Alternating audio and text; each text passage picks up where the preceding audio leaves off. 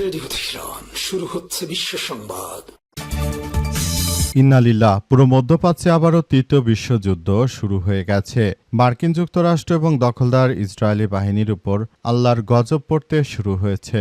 ইতিমধ্যে নেতানিয়াহুর ক্যান্সার ধরা পড়েছে, বাঁচবে না নেতানিয়াহু। পৃথিবীর সবথেকে নিকৃষ্ট কুখ্যাত সন্ত্রাসী জায়নবাদী ইসরায়েলের প্রধানমন্ত্রী নেতানিয়াহু শুরু থেকে মুসলমানদের উপরে যে ধরনের অত্যাচার করছে, পৃথিবীর ইতিহাসে এমন অত্যাচার হয়তো অতীতে কেউ করেছে কিনা সন্দেহ।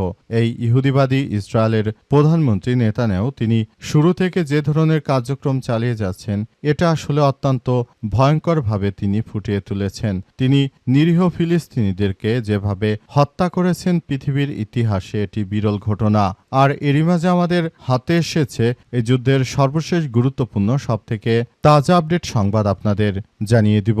প্রথমেই জানাবো, ক্যান্সারে আক্রান্ত হওয়ার তথ্য জানালেন নেতানিয়াহু। ক্যান্সারে আক্রান্ত হয়ে যে কোনো সময় মৃত্যুবরণ করতে পারে নেতানিয়াহু। ইতিমধ্যে আসলে পরিস্থিতি ইহুদিবাদীদের জন্য থমথমে অবস্থা বিরাজ করছে।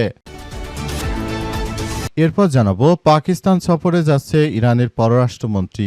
দ্বিতীয় দফা আলোচনা শুরুর ইঙ্গিত। ইরান ও যুক্তরাষ্ট্রের মধ্যে শান্তি আলোচনা পাকিস্তানে পুনরায় শুরু হতে পারে।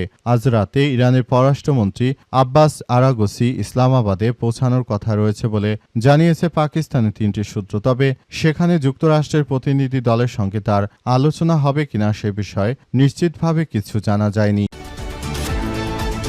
এদিকে পাকিস্তানে আটকে ৩,০০০ কন্টেইনার, বিকল্প কৌশল নিচ্ছে ইরান।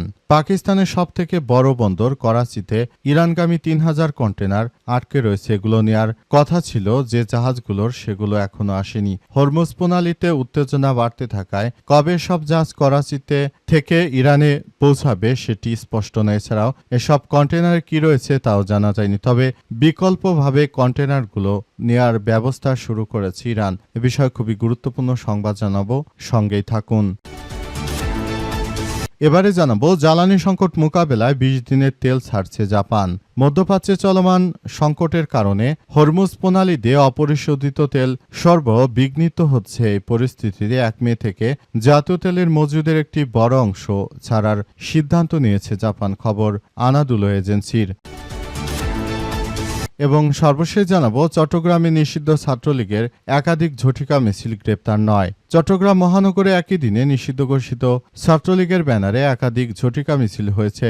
এসব মিছিল থেকে পুলিশ মোট ৯ জনকে গ্রেপ্তার করেছে বলে বিভিন্ন গণমাধ্যমের সূত্র থেকে নিশ্চিত করা হয়েছে। জানা গেছে যে তারা আসলে এই কার্যক্রমগুলো চালিয়ে যাচ্ছে এই দখলদার নেতৃত্ববৃন্দরা। প্রিয় দর্শক, এতক্ষণ শুনছিলেন সংবাদ শিরোনাম, এবারে বিস্তারিত। তবে তার আগে বন্ধুরা অনুরোধ থাকবে, এই সংবাদটিকে একটি লাইক দিন। এই চ্যানেলে আপনি নতুন হয়ে থাকলে আমাদের সংবাদটি দেখতে দেখতে চ্যানেলটি সাবস্ক্রাইব করে রাখুন। কমেন্ট করে বন্ধুরা আপনার মূল্যবান মতামত জানিয়ে দিন আপনি বিশ্বের কোন দেশ থেকে বা বাংলাদেশের কোন স্থান থেকে আমাদের সংবাদটি দেখছেন এবং শুনছেন। আর বন্ধুরা, সংবাদটি আপনার সোশ্যাল মিডিয়া ফেসবুকে শেয়ার করে বন্ধুদেরও দেখার সুযোগ করে দিন। আর বন্ধুরা, গাজা যুদ্ধে আপনি যদি নিরীহ ফিলিস্তিনিদের ভালোবেসে থাকেন, কমেন্টে ইয়েস লিখে পুরো বিশ্বকে আমাদের এই সংবাদটি দেখার সুযোগ করে দিন। এবারে বিস্তারিত। ক্যান্সারে আক্রান্ত হওয়ার তথ্য জানালেন নেতানিয়াহু। নিজের শারীরিক অবস্থা নিয়ে বার্ষিক প্রতিবেদন প্রকাশ করেছে ইসরায়েলের প্রধানমন্ত্রী বেঞ্জামিন নেতানিয়াহু। সেই প্রতিবেদনে প্রাথমিক পর্যায়ে প্রোস্টেট ক্যান্সারে আক্রান্ত হওয়ার কথা জানিয়েছেন তিনি। তবে ক্যান্সারজনিত টিউমার অপসারণের পর এখন চমৎকার শারীরিক অবস্থা আছেন বলে উল্লেখ করা হয়েছে। আজ সামাজিক যোগাযোগ মাধ্যম এক্সে দেওয়া পোস্টে নেতানিয়াহু জানিয়েছেন যে বেনাইন অক্যান্সারজনিত প্রোস্টেট বৃদ্ধির সফল অস্ত্রোপচারের পর নিয়মিত স্বাস্থ্য পরীক্ষার সময় চিকিৎসকরা প্রাথমিক পর্যায়ে একটি ম্যালিগন্যান্ট টিউমার শনাক্ত করেছে। চিকিৎসকদের চিকিৎসার মাধ্যমে আশা করছি সুস্থ হতে পারব। তার ভাষায়, তেহরান যেন ইসরায়েলের বিরুদ্ধে আরও মিথ্যাচার প্রচারণা চালাতে না পারে সেজন্যই তিনি এই সিদ্ধান্ত নিয়েছেন। অর্থাৎ তেহরান যেন তার স্বাস্থ্য নিয়ে মিথ্যা তথ্য প্রচার করতে না পারে জন্য তিনি ক্যান্সার আক্রান্ত হওয়ার কথা জানিয়েছেন। ৭৬ বছর বয়সী ইসরায়েলি নেতা ২০২৪ সালে তিনি প্রথমবার বেনাইন প্রোস্টেট বৃদ্ধির জন্য অস্ত্রোপচার করান। এরপর থেকে নিয়মিত চিকিৎসা ও পর্যবেক্ষণে ছিলেন। সর্বশেষ স্বাস্থ্য পরীক্ষায় 1 সেন্টিমিটারেরও কম আকারে একটি ক্ষুদ্র দাগ শনাক্ত করা হয়। তিনি আরও জানান, আমার প্রোটেস্টে একটি ছোটখাটো সমস্যা ছিল যা পুরোপুরি সমাধান করা হয়েছে ঈশ্বরের কৃপায়। বিষয়টি এখন অতীত। দীর্ঘ ওই পোস্টে নেতানিয়াহু আরও জানিয়েছেন যে চিকিৎসা নেওয়ার সিদ্ধান্ত নিয়েছে কারণ সম্ভাব্য কোনো ঝুঁকির বিষয়ে সময়মতো তথ্য পেলে আমি সঙ্গে সঙ্গে ব্যবস্থা নিতে চাই বলে জানিয়েছেন নেতানিয়াহু, এবং তিনি জানিয়েছেন যে আমি সদ্য আসলে সবকিছু করতে চাই এবং পরিস্থিতি মোকাবেলা করতে চাই। পাকিস্তান সফরে যাচ্ছেন ইরানের পররাষ্ট্রমন্ত্রী।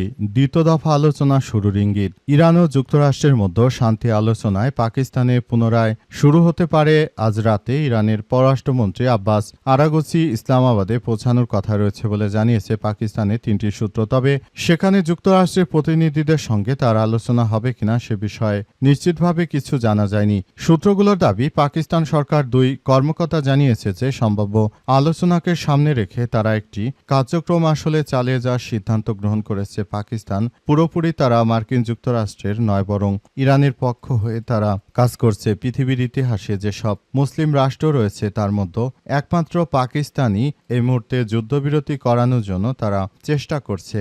আর অন্যান্য নামে সুন্নি যে রাষ্ট্রগুলো রয়েছে সেসব রাষ্ট্রগুলো আসলে মূলত তারা এমনভাবে কিছু কার্যক্রম চালিয়ে যাচ্ছে মনে হচ্ছে যে আসলে তারা নিজেরা শুধু নিজেদের স্বার্থ হাসিল করার জন্য ব্যস্ত রয়েছে।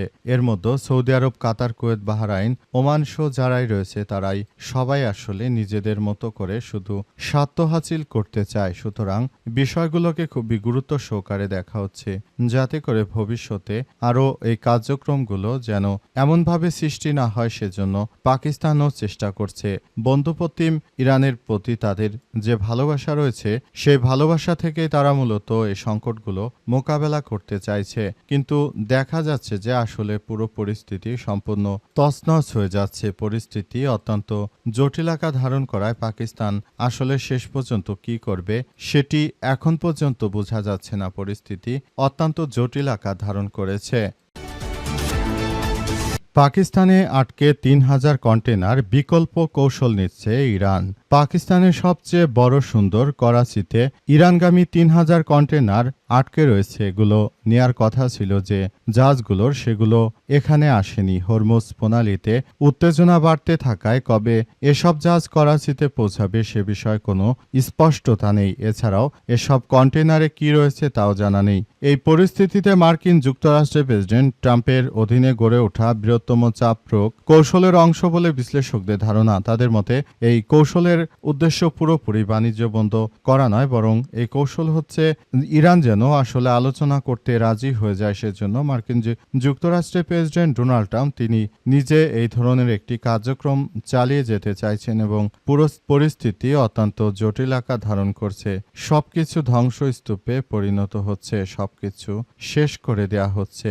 অত্যন্ত দুঃখজনক হলো সত্য যে পুরো পরিস্থিতি আসলে খুবই জটিল আকার ধারণ করেছে। আমরা মনে করি এ অবস্থায় দখলদার ইসরায়েলি বাহিনী যে ধরনের কার্যক্রম শুরু করেছে এটা কোনোভাবে গ্রহণযোগ্য হতে পারে না। সারা বিশ্বের কাছে ইহুদিবাদীরা শুরু থেকে মুসলিমদেরকে একটি তামাশার পাত্রে পরিণত করতে চায়। সেই জায়গা থেকে মুসলিমদের সবথেকে শক্তিশালী রাষ্ট্র ইরান বেরিয়ে এসেছে। ইরান একাই পুরো বিশ্বকে দেখিয়ে দিল যে নিজেদের শক্তি থাকলে কোনো সহায়তার প্রয়োজন নেই।